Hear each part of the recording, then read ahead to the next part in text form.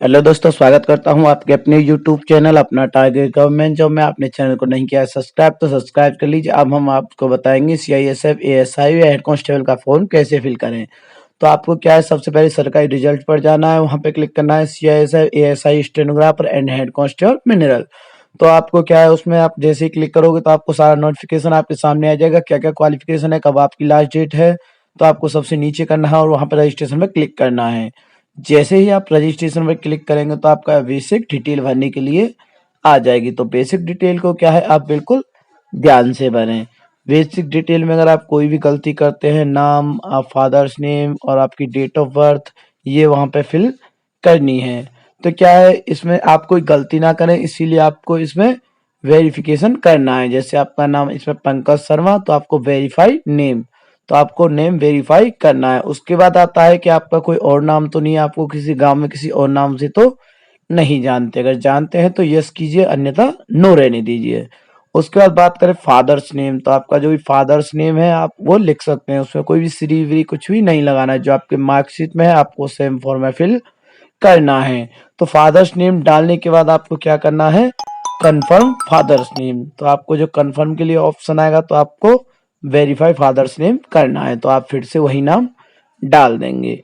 आप नाम को बिल्कुल सही से आपको फिल करना है। अगर आप थोड़ी सी भी मिस्टेक कर देते हैं तो वो अब सही नहीं हो पाएगी। जो एक बार रजिस्ट्रेशन हो गया सीआईएसएफ में, अगर आप एक बार रजिस्ट्रेशन कर दें तो वही रजिस्ट्रेशन आपका रहता है। उसके बाद आपका नाम डाला मदर्स नेम, उसके बाद आपको फिर से वेरीफाई करना है। ये वेरीफाई का सिस्टम जो है इसलिए लगाया है ताकि आपसे कोई गलती ना हो पाए। ऐसा होता है कभी कभी नाम गलत हो जाता है, तो आप वेरीफाई करेंगे तो आपका दो दो बार आपको लिखना है, तो वो आपका नहीं हो पाएगा गलत। तो उसके बाद आपको क्या करना है, अपनी डेट ऑफ बर्थ डालनी है। आप डेट ऑफ बर्थ में पहले आपको क्या है, सबसे पहले सन सेलेक्ट कीजिए जिस सन में आपका जन्म हुआ था। जैसे आपकी जो भी है डेट ऑफ बर्थ, और उसके बाद आपको करना है महीना चूज, उसके बाद आपको तारीख, ठीक है।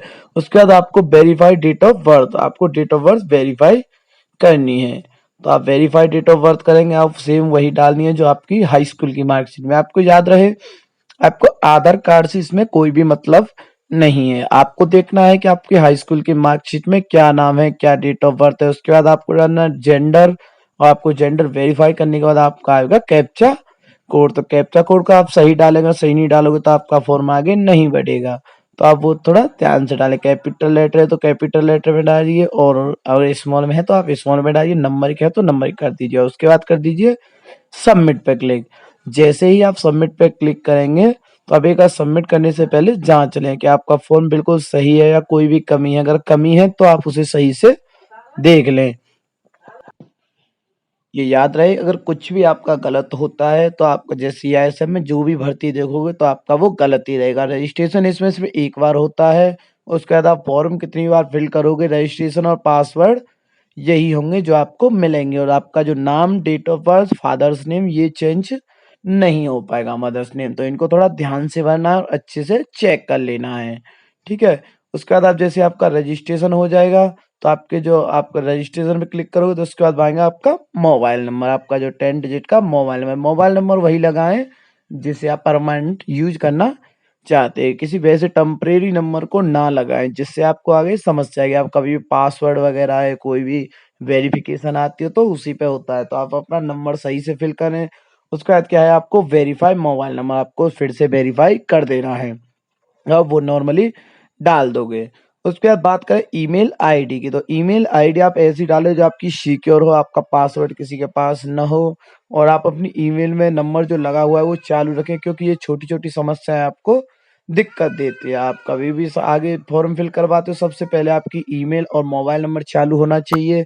आपकी ईमेल और आपका मोबाइल नंबर चालू है तो उससे आपको कोई भी प्रॉब्लम नहीं आएगी। तो उसके बाद आपको क्या डालना है, अपनी ईमेल आईडी। आप ईमेल आईडी चेक कर लीजिए, जो आपकी ईमेल आईडी है वो आप यहाँ पे डाल दीजिए, ठीक है। ईमेल आईडी डालने के बाद याद रहे कि ईमेल आईडी में जैसे .com है या @ जो भी yahoo.com है तो वो नॉर्मली आप डाल सकते हैं। उसके बाद आप वेरीफाई कर देंगे। तो ईमेल वेरीफाई करने के बाद क्या होता है, आपका ईमेल पे एक पासवर्ड और आईडी आता है, ठीक है। हाँ, वो चेक कर ले। मेल पे थोड़ा टाइम भी लग जाता है कभी कभी, और अगर आपका वो नहीं भी आता है तो इसमें एक फॉरगेट पासवर्ड का सिस्टम आता है, वो पासवर्ड आप फॉरगेट कर सकते हैं। तो याद है एक बार में ही सही भरना। अगर आप ईमेल या मोबाइल नंबर गलत कर देंगे तो आपको प्रॉब्लम होगी, आपका पासवर्ड आपको नहीं मिल पाएगा और वो सेम प्रॉब्लम हर बार होगी, कभी भी आप फॉर्म फिल नहीं कर पाएँगे। तो आप नॉर्मली चेक कर लें आपकी ईमेल आईडी सही है या नहीं है। अच्छा, जो आपका जो पासवर्ड जाएगा आप स्पैम में चेक कर लें एक बार, और आप अपनी जो भी है उसमें आपका आता है इम्पोर्टेंट और स्पैम, तो उसमें आप सब में चेक कर लें, कभी-कभी पासवर्ड उनमें भी चला जाता है। मोबाइल में ईमेल डालने के बाद यहाँ आई एग्री करने के बाद आपको क्या है अपना कैप्चा कोड डाल देना है। कैप्चा कोड जैसे ही आप डालोगे उसके बाद क्या है आपका सबमिट, आपको सबमिट कर देना है, ठीक है? जैसे आप सबमिट करेंगे तो आपका इस तरह का इंटरफेस आपके सामने खुल के आ जाएगा, ठीक है? तो देखिए ये आपका क्या है, greeting you are successful registered with CISF online, ठीक है?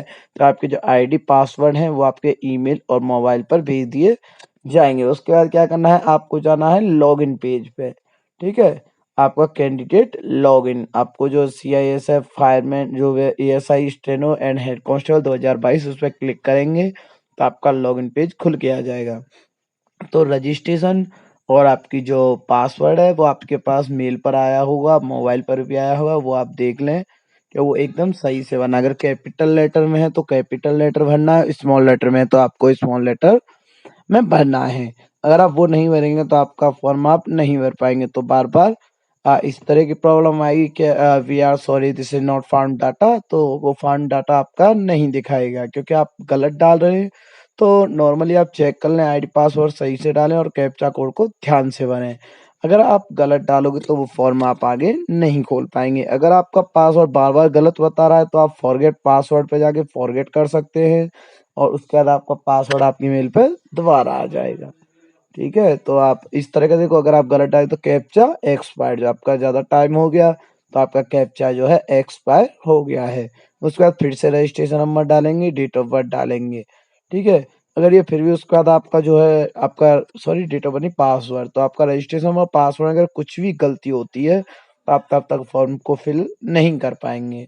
देखो data not found kindly check your detail, तो फिर से वही प्रॉब्लम आ रही है, तो आप नॉर्मली चेक कर कि आप पासवर्ड में कहाँ पर गलती कर रहे हैं। तो आप पासवर्ड को और आईडी को और कैप्चा कोड को सही से डालिए। अगर आप उसको गलत डालोगे तो आप कभी भी फॉर्म को नहीं फिल कर पाओगे, ठीक है?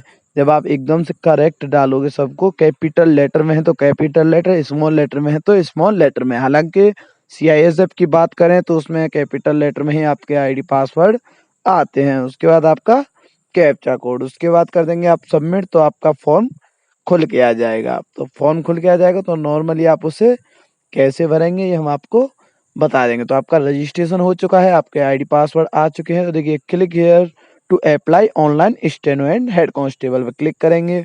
तो उसके बाद क्या है आपको इंस्ट्रक्शन दिखाई देंगे। तो इंस्ट्रक्शन में सबसे नीचे जाके आपको करना है सबमिट और उसके बाद आपको पोस्ट चूज़ करनी है। आप किस पोस्ट पे डालना है, हेड कांस्टेबल, मिनरल या स्टेनो या बोथ में। अगर आप बोथ में डालना चाहते हैं तो बोथ में भी डाल सकते हैं। उसके बाद अपनी कैटेगरी सिलेक्ट कर लेंगे और उसके बाद डालेंगे आप अपना राज्य, और जैसे आप राज्य डालेंगे तो उसके बाद आपका आएगा आपकी क्वालिफ़िकेशन क्या है, ठीक है? तो आप क्वालिफ़िकेशन करने का आपके पास कोई केस वगैरह है या आप एक्स सर्विसमैन हैं तो वो सब डिटेल यहाँ पे दी हुई हैं, तो वो आप बता दें।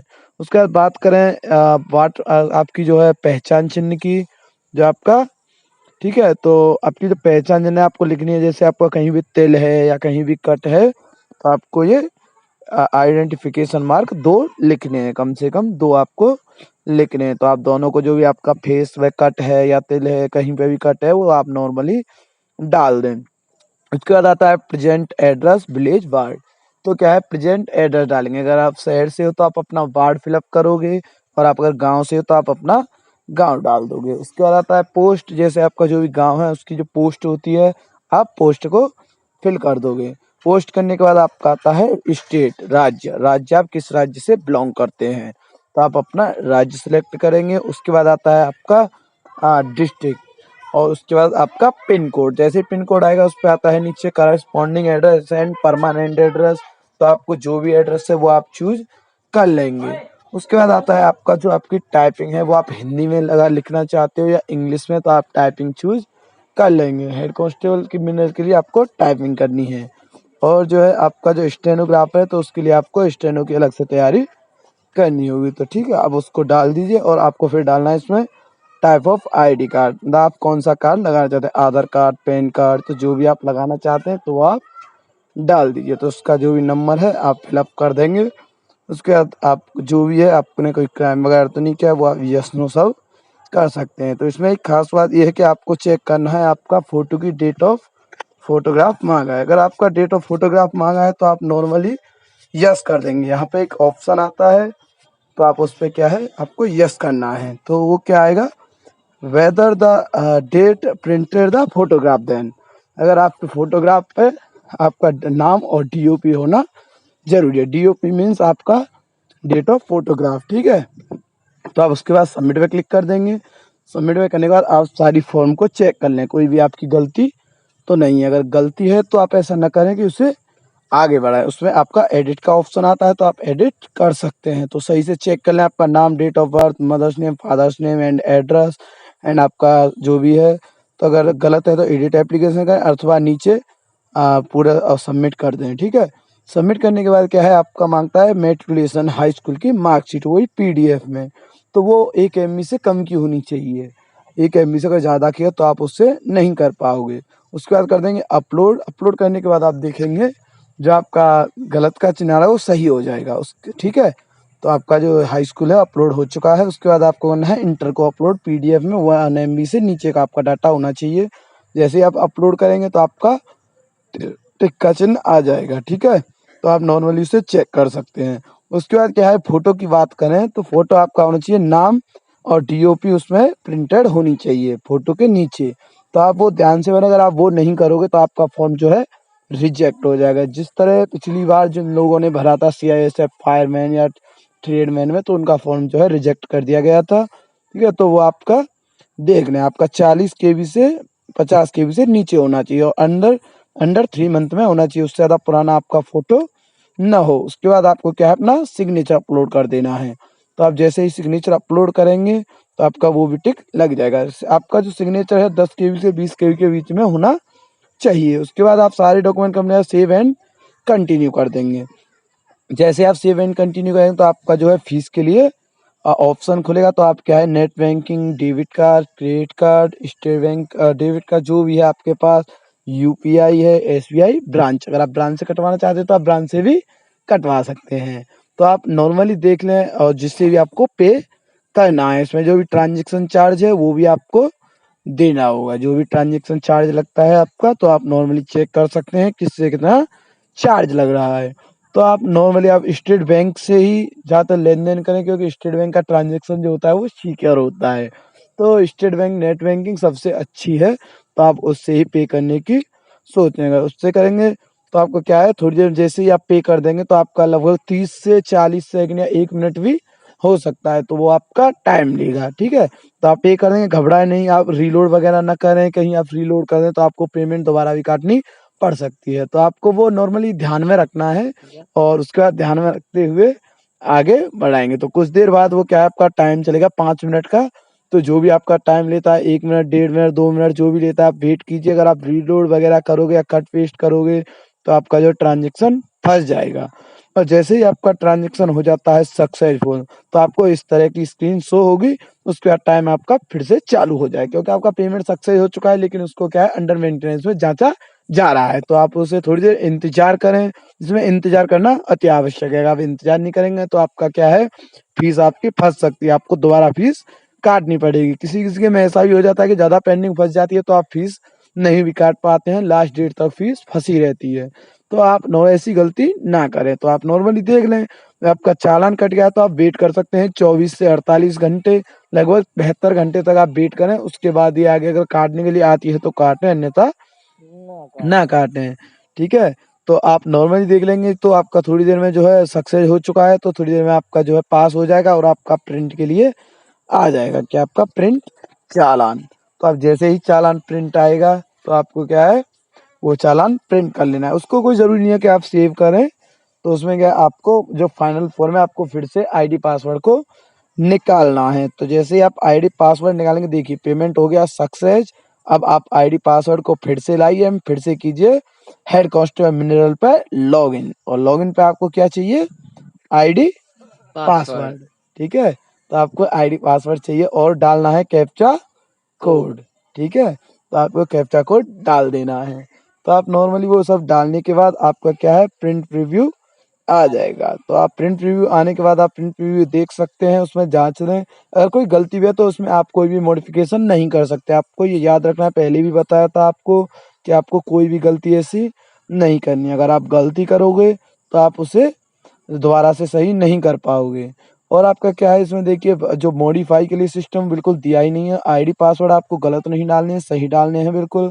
आप गलत डालोगे तो लॉगिन नहीं कर पाओगे। तो प्रिंट करने के लिए आईडी पासवर्ड फिर से एक बार चेक कर लें। हमने शायद गलत पासवर्ड को सेव कर लिया है और गलत आईडी को सेव कर लिया है। तो आप नॉर्मली अपना आईडी पासवर्ड चेक कर लें और अच्छे से डाल दें। चाहे तो आप कॉपी पेस्ट भी कर सकते हो वहाँ से अपने आईडी पासवर्ड लेके, और वो डाल देंगे। जैसे ही आप डालेंगे तो आपका क्या है, फॉर्म खुल के आ जाएगा, और जैसे आपका फॉर्म खुल के आ जाएगा आप वहाँ पे क्या आएगा, आपका प्रिंट योर एप्लीकेशन फॉर्म। तो आप उसे प्रिंट कर लेंगे। प्रिंट को आप सही से सेव कर लें, क्योंकि जहाँ आप फिजिकल देने जाते हो तो वहाँ आपको ज़रूरत पड़ती है। अब ऐसा होता है कभी-कभी फाइनल नहीं निकल पाता है, वैसे अभी तो निकल जाता है, लेकिन सरकार का क्या है, सिस्टम चेंज कर देती है। साइट की जो सर्विस है वो चेंज होती रहती है। ठीक है, तो आप नॉर्मली उसे प्रिंट कर लें और अपना A4 पेज, जो भी पेज आप पीडीएफ में अपना सेव कर लें, और उसको कर लें कहीं पे सेव, ताकि आप आगे आपको दिक्कत ना आए। तो ठीक है दोस्तों, आप वीडियो को लाइक करें, शेयर करें और सब्सक्राइब करें, ताकि हम ऐसी वीडियो बनाते रहें। Subscribe now and press the bell icon.